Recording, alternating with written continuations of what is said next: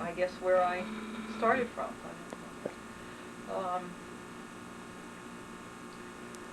I grew up in a very small town in New Jersey, in a family that was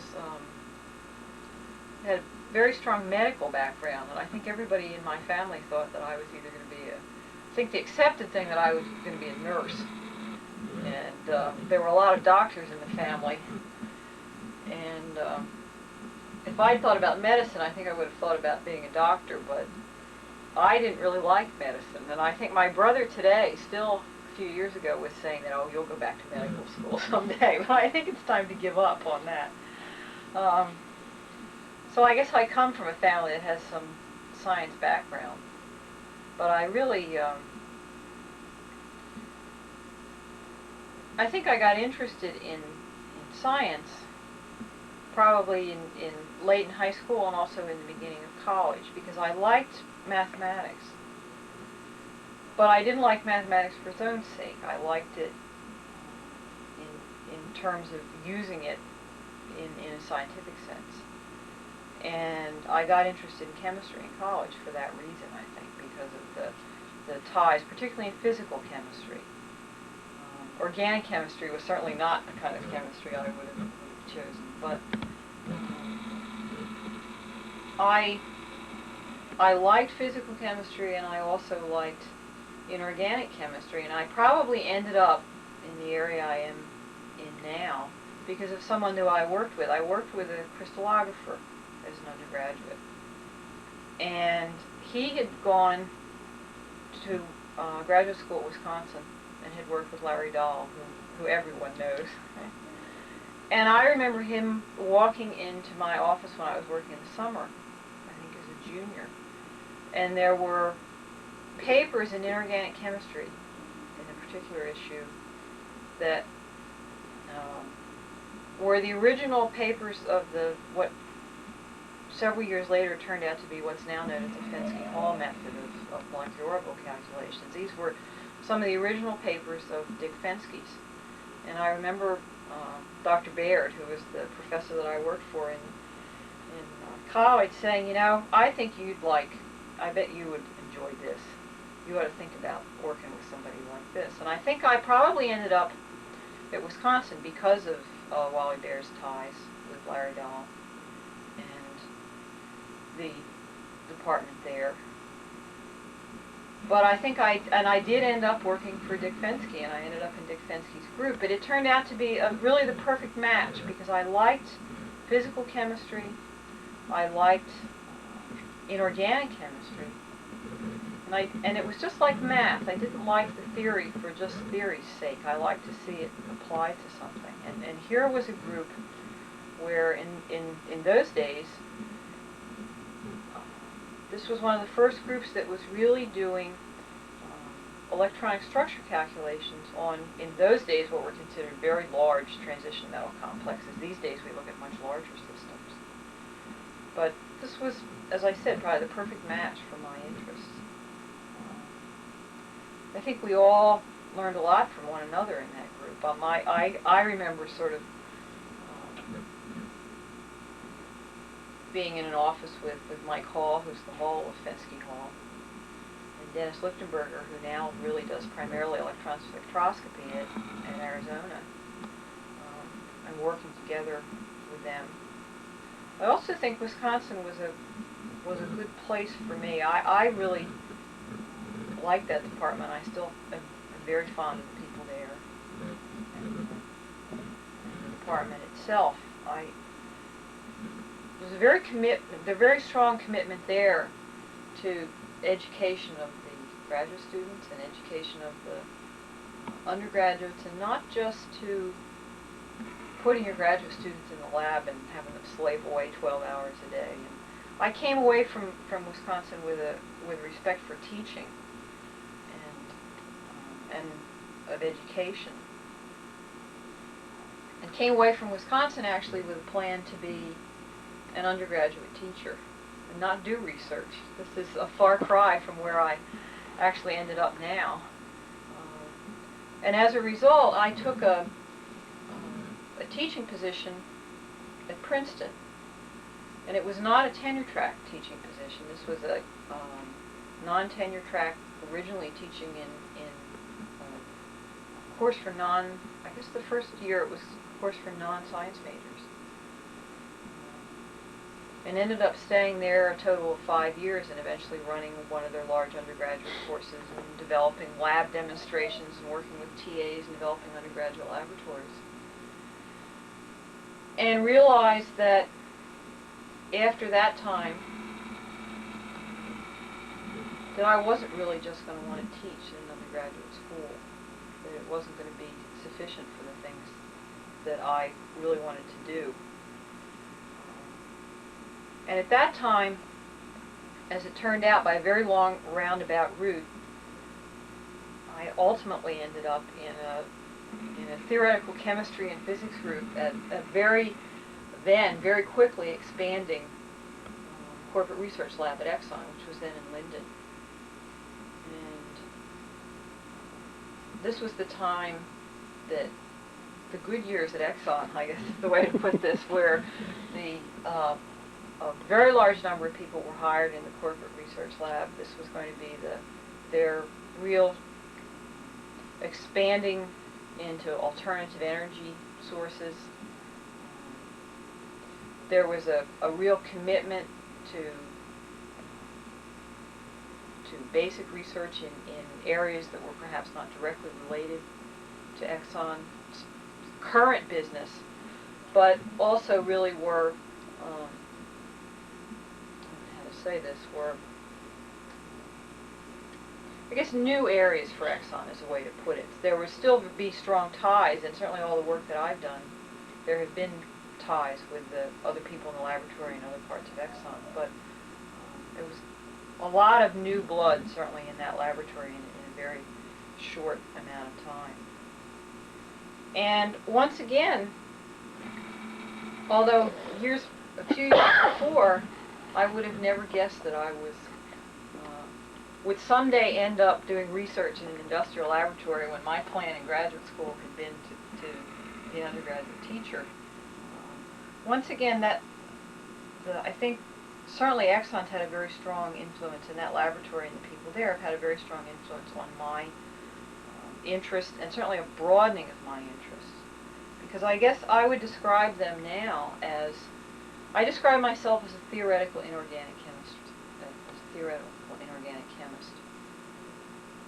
But my interest, while there, certainly broadened into ties with catalytic chemistry and with ties between organometallic chemistry or homogeneous catalytic chemistry and heterogeneous catalytic chemistry.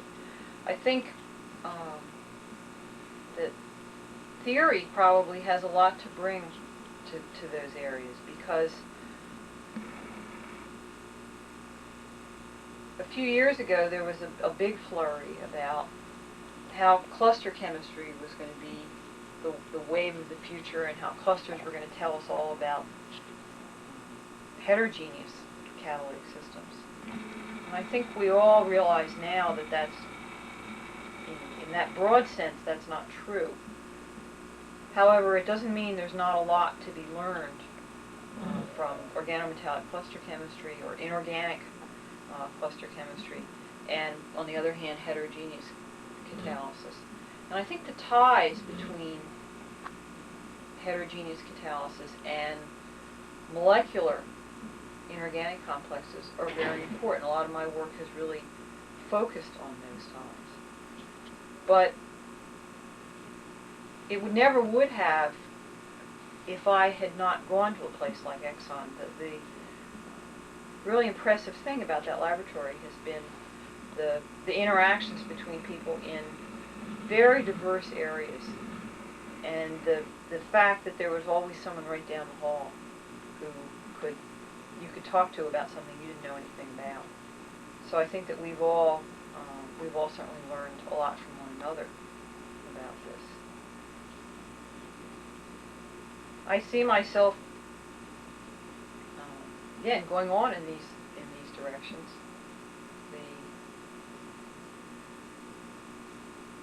I think these days you see inorganic chemists and organic theoreticians really heading off into solid state and material science.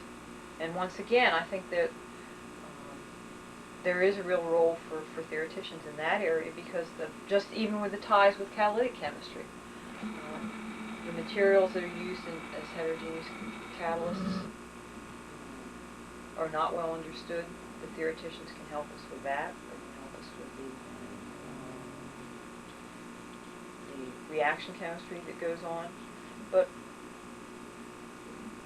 again, I think it's very important to not forget the ties between molecular chemistry and sometimes more complicated and less easily understood heterogeneous catalytic systems. And that's, I don't know if you have any. What impact did Larry Dow have on the chemistry department in general at Wisconsin? Oh, I think we're all very, for a number of people I'm very fond of from Wisconsin. As I said, I didn't know Larry at all when I went there. Larry had very close ties with our group. His energy and expansiveness and I don't know, just general push, I mean, if you know Larry, there he is bouncing around and always excited about his chemistry. He had a close ties with our group, and a number of people, I think after I left there, you'll see some joint papers with people in Larry's group and people in Dick Fency's group. Larry and Dick were very close and thought along the same lines. For something that has always impressed me about Larry was, and you see it every time you hear him talk, is that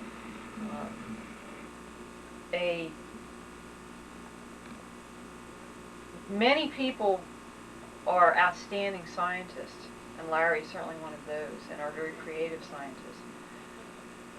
But I've always been impressed with Larry's real, genuine interest in helping other people along. If you've ever heard him give a talk, he'll talk about so-and-so's chemistry and this person's chemistry and what nice work so-and-so has done in another area. It's not always just Larry Dahl and his group or his work. It's a general enthusiasm for chemistry and for all the people who are involved in it. I mean, he's a very positive influence on chemistry, I think. If you know him. Did students outside of his group interact with him much? Or? Well, we did. We were not in his group, and we interacted with him. There were a number of people when I was at Wisconsin who were very popular with students for different reasons. Larry's very, as I said, very enthusiastic and has a very wide knowledge. My advisor is certainly one of the best teachers who I've ever seen. When I give a talk, I sometimes will think about how would he present something, and to this day, he's the only person that when he's in the audience of my talks, I can think to myself, oh no, he's going to have something terrible to say about this talk when it's done. He's going to come up to me afterwards and say, now, I would have done this differently. And he does, but I think all of us who worked and all the people who took courses from Dick Fensky were influenced by his outstanding teaching ability and his ability to get difficult concepts across in a very understandable and straightforward manner. And this is in everything from freshman chemistry to advanced graduate courses. Now, when you graduated, how was looking for a position at that time compared to now? I can't really, someone asked me once, in fact it was one of Dick Fensky's students who's now a postdoc in California, but she said, how did you end up where you were? And there was somebody who knows me sitting at the table, we were having dinner, and they said, you don't want to get there that way. So,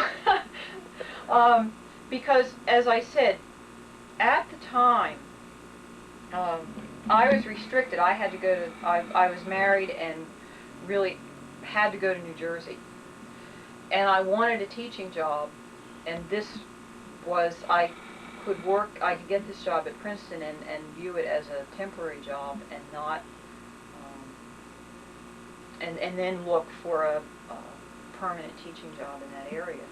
I think certainly the one thing that's very different is that when I was in graduate school, it never occurred to me that a theoretician would work in an industrial laboratory.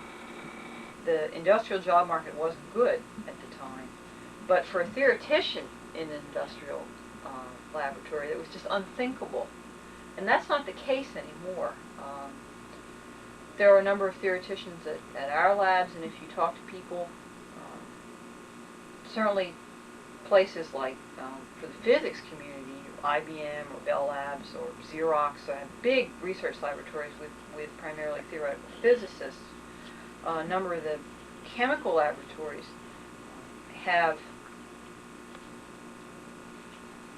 even groups of theoretical chemists. They're often, one of the things that has really been a boon for theoretical chemistry in industrial laboratories has been in the pharmaceutical industry, because now with the advent of all the computer modeling that can be done, there's a real demand for people who work in drug design, in the molecular modeling for, in catalysis, for example. You see people with the zeolites.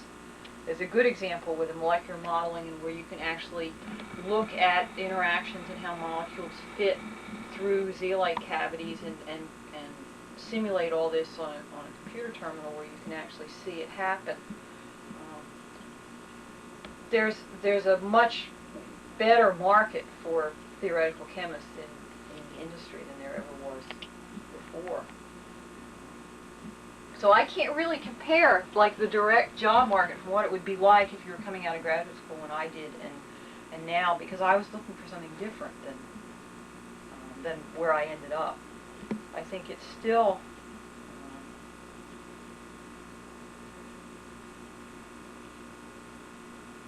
you're still not going to find a theoretical chemist in, I have to be careful about when I talk about industrial labs, because our lab has certainly had a history of being a very basic research lab, the corporate research labs at Exxon.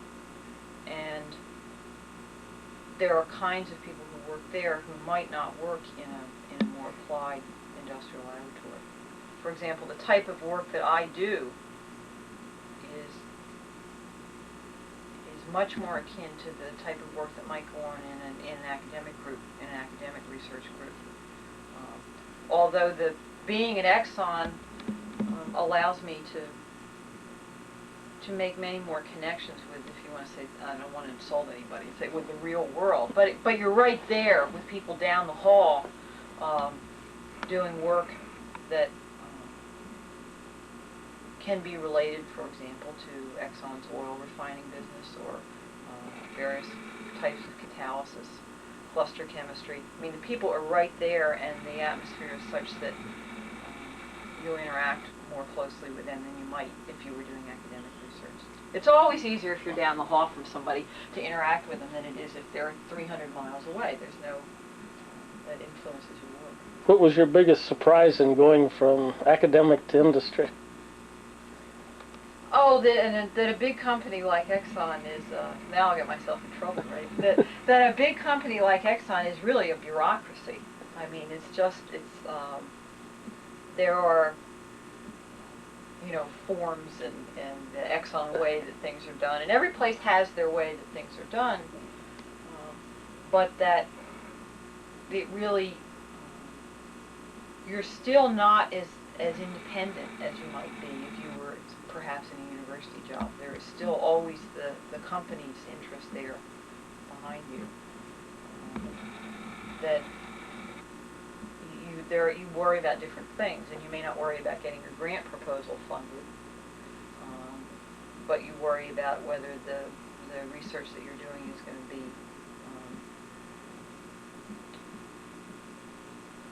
viewed. I should say you think more in terms of how can the research that you're doing be related to the rest of the laboratory or to the I hate to say Exxon's business, but the sort of petroleum business. You do think about that. You have to think about those things. The other difference was that you may not give lectures like you would in academic, but you certainly give a lot of these little talks for upper managers, and I guess this is the same way anywhere. It's this, you learn, for example, if you go to a meeting and you look at the slides of someone from an academic group versus someone from an industrial group, there's about 1/3 the information on the slide from an industrial chemist as there normally is from an academic chemist, because you more often are talking to people who aren't experts in the work that you're doing. It's not the same. Most of the talks that you give are to people who have a science background but who are not, who don't really have backgrounds in your field, so that you learn to give a different type of talk. And it was a shock how many of those you got to give. I think we've given a few less lately than we used to, but you learn how to make slides, and you learn to give a talk that oftentimes is aimed at a much more general audience. I don't know whether I don't know how people view that or not. Well, how did a young woman going to macho engineering, petroleum business see the world? Oh, well, that's not much different than it was when I went there. Now, I've been there 9 years. And right now we have, my lab director is actually a woman. She's a metallurgist.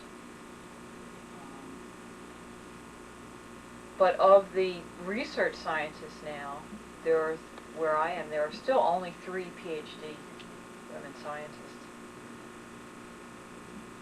And I certainly have never seen any overt real problems with being a woman there. But I still don't understand why there aren't more, and I think that things haven't changed very much. I often question, at the time that we were doing a lot of hiring, I couldn't believe that we didn't see more candidates. And my question would be, I know that there are women out there in graduate school because I see them when I visit universities. And I know the recruiters must see them when they visit universities. And I never understood why, when we actually got forms on potential people to invite in to interview, there were very few even women that we would interview, let alone hire. And I still don't know, and I don't understand, and everyone says the same thing, where women, where they've all gone. It's interesting. I think as I said, Exxon or any big company has a certain bureaucracy aspect to it. And I think there are certain rules and sort of undefined rules such that open discrimination, if that's what you really want to say, the word, is not there. I don't know now in academic departments, but I think in the past it's certainly been there, and it's less, hopefully it's frowned upon just as much as it is in an industrial environment, but it's also, everybody runs their own show so much more in an academic department, and they're smaller, and there are less, I want to say rules. But I think certainly when you talk to people, you hear about many more problems in academic departments than you do in an industrial lab. Now, probably somebody will hear this someday and really get upset about that. But I saw things in graduate school where certain people wouldn't have women TAs. I hope that doesn't go on anymore.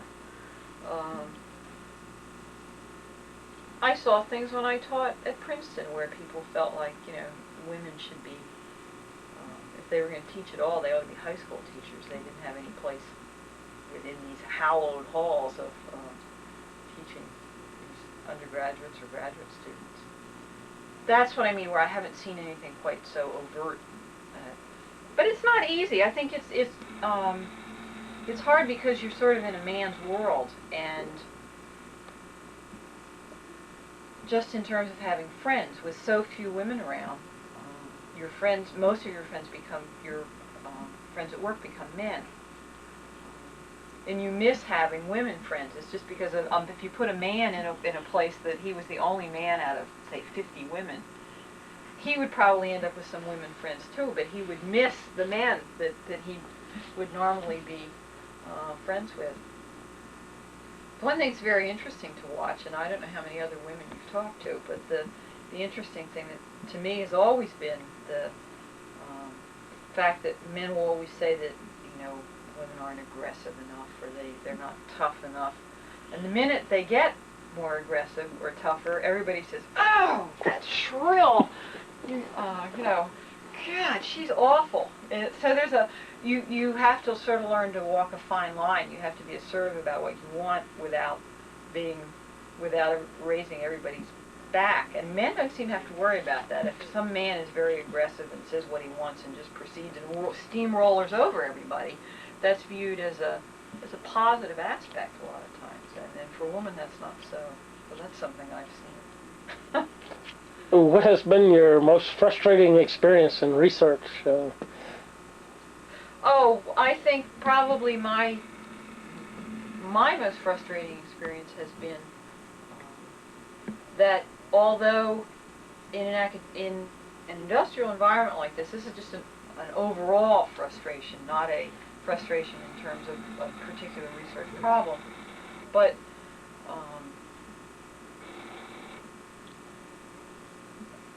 there are so many areas. You have to be careful. There are so many things I could get my hands into there and get involved in so many things I wouldn't get anything done. But what is frustrating is that being in that environment, you are surrounded by and sort of bombarded by things that interest you, and that you could see yourself. I have a whole file of projects that I would like to do or like to get started, and although there's a lot of money in an industrial research lab, a lot of that money goes for equipment.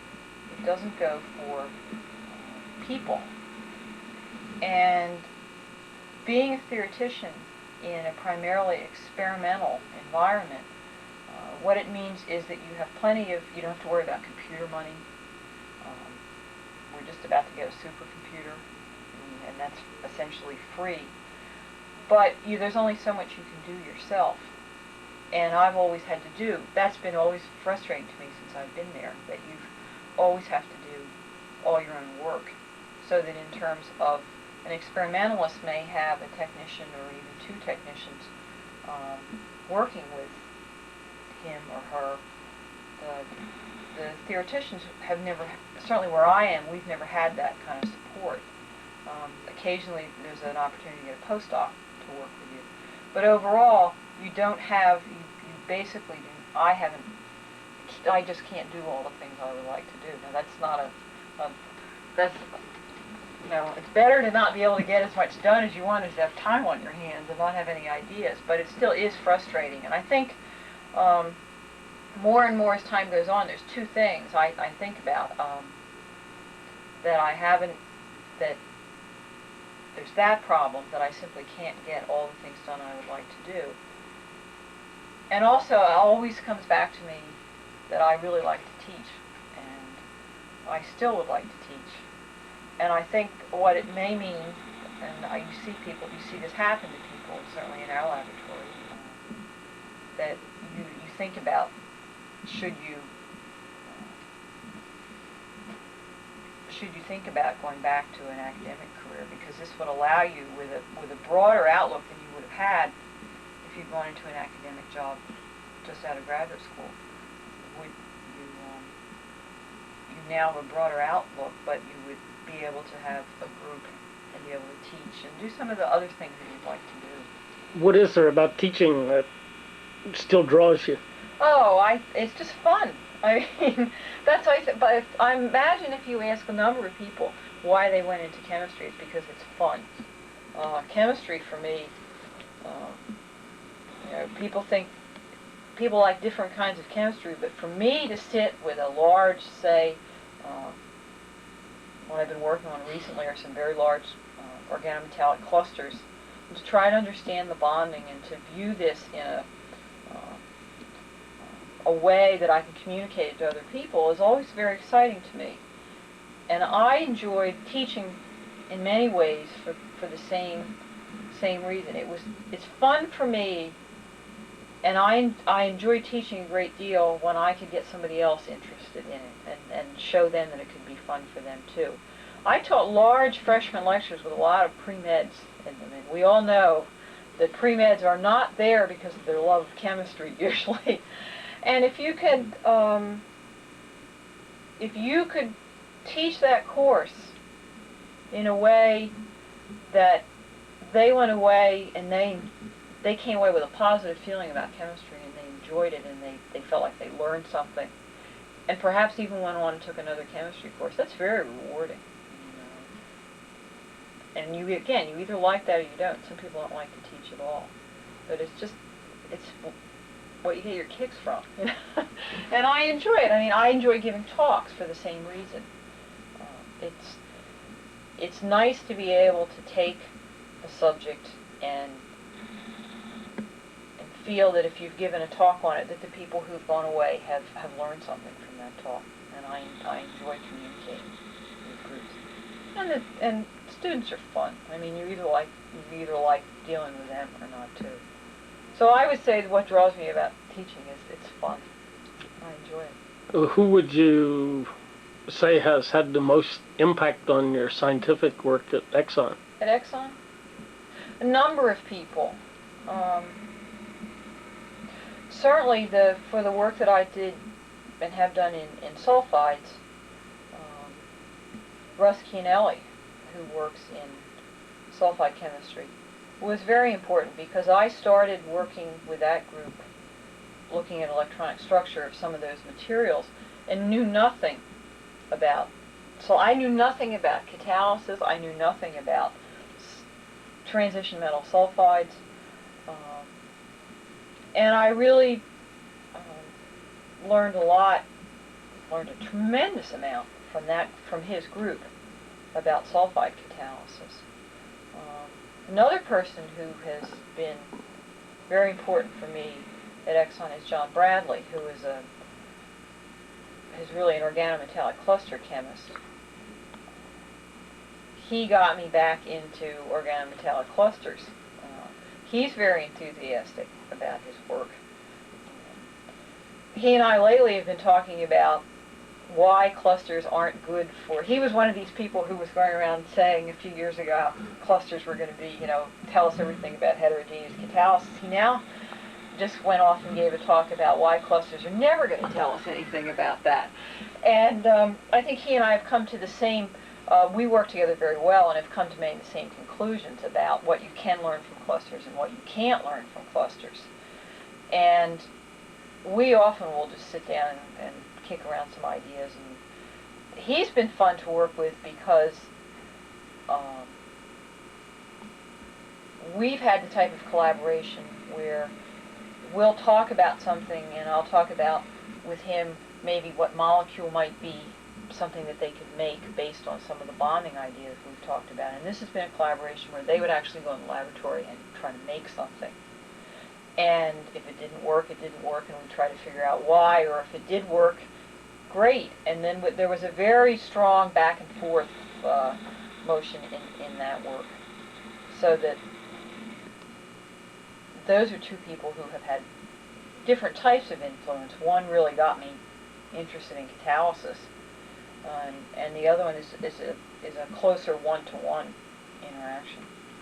Well, who did you interact with while you were at Princeton during those 5 years? Oh, well, I have to understand, my position at Princeton was not a research position, so that it was I primarily taught, so I did very little research while I was there. That's one of the things that showed me that I was not going to be real happy if I didn't do some research. Who at Princeton was an impressive individual at that time from someone just teaching? From someone just teaching? Yes. certainly from the undergraduate teaching aspect, which is what I saw most of. Mate Jones who was and is an organic chemist who also liked to teach a lot, and was another one who taught the big organic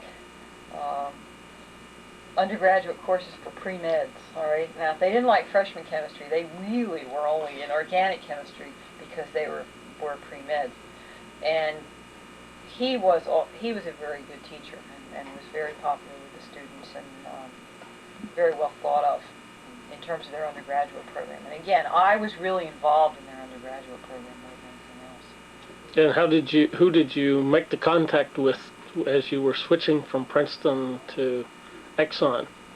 I was originally, when I joined this theoretical chemistry and physics group, well, I should back up because I have to be careful. When I really didn't go to Exxon for a research job either. This is very interesting. I was hired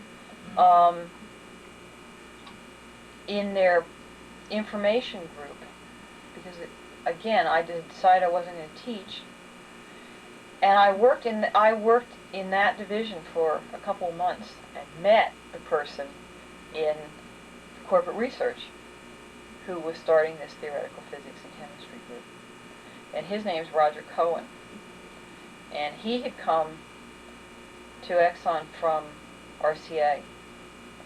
RCA had been going through, in a much smaller scale, the sort of things that Exxon is now going through. And he had been a group head at RCA. He was really had a solid-state physics background. He'd been a group head at RCA and had been hired, a number of people had come to Exxon from RCA. Roger had been hired to really start a theoretical physics and chemistry group. And I met him. And I should say he's another person that had a very strong influence because I'm probably in industrial research because of Roger Cohen. Because we talked about my background and the types of people he was looking for, and I ended up in that group. So that's how I got there. And Roger, it was very important for me because, and this I guess is why I would have said this is not the way to get a job in industry, is that because of my background in not having done research for several years, I mean, this is not how one would expect somebody to get work in corporate research in Exxon, which is a very good laboratory. Roger took a chance and was willing that even though for several years I hadn't done much research, was taking a chance that that I was going to be work successfully in that group.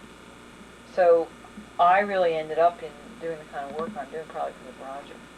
And I think I value his judgment and his opinions. He's moved on up into management. I mean, he moved from our group head to our lab director, to a senior director in the laboratory, and now after this big shakeup that we had last year, he is still in a management position at that level, but he's not directing. He's not a director of research. It's another type of management position. But he's really turned into a manager. But I still really respect his opinions and will often talk with him about things. If you're going to talk about anyone ever, if you want to talk about someone with a mentor, and everybody likes to talk about that's who my mentor was, because if it hadn't been for him, I would never be doing what I'm doing now. Well, what would you say is the major advantage industry has over academic? Well, I think I said that already, because it's the fact that I see when I go to visit universities, and I enjoy that a lot, that often groups will be much more self-contained. There's much less interaction across groups and certainly across departments. Whereas if you're in an industrial laboratory, there's everybody from physicists to at one extreme to organic chemists at the other, and you may be, I'm currently in a group where much of the work is Fischer-Tropsch catalysis, but in the same group as a surface scientist and me, a theoretician and an organometallic chemist. And you are constantly bombarded and exposed to areas that I realize it now when I go out and talk with people that I know about areas that 5 years ago I'd never even heard of. So that I think your interests are broadened by being in an industrial laboratory. I think one of the disadvantages to it is not only that you can't always get as much done as you'd like, because if you ask a person academic, they'd say the same thing, for different reasons perhaps, but that even in a very basic lab, such as ours has been in the past, that there still is perhaps not the feeling that there's not this long term. There still is a tendency of changes of direction, and we've certainly seen that at Exxon in the past year. So that there's much, sometimes you have to struggle to really keep on working in an area that you think is important when you've answered a question that somebody was interested in, and you want to keep working in that. There's oftentimes a lot of pressure to go off in a new direction.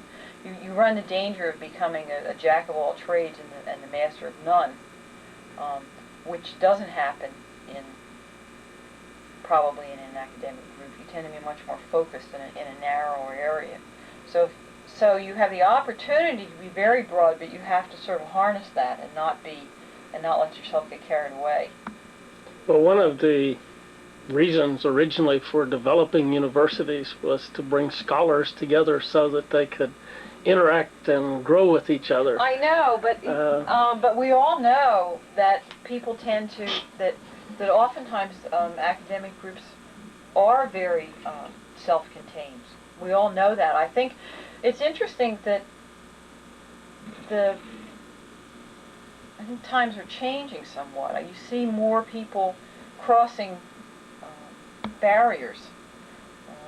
You see all this new funding for these materials projects, or various NSF funds are available now for much more interdisciplinary research projects. You see some universities, I know I was very impressed when I visited Northwestern. I've collaborated with some people there, and Northwestern is the chemistry department is not often a building somewhere by itself. I think Illinois is somewhat this way. They're all there together. The science departments, for the most part, are all together in one very large building, so that you have projects going on and research projects going on with people in materials science and people in engineering or people in chemistry or people in physics, and you have more of the kind of atmosphere of what you're saying is of bringing the scholars together who have different background and different expertise. I hope we see more of that in the future, because I think that it is very valuable to be able to keep your own special skill and perhaps to be an expert in your area. But I think it's important to look outward and see how that can be applied in other fields, or where you can make ties with other fields. And that's one thing that you just automatically fall into in an industrial lab.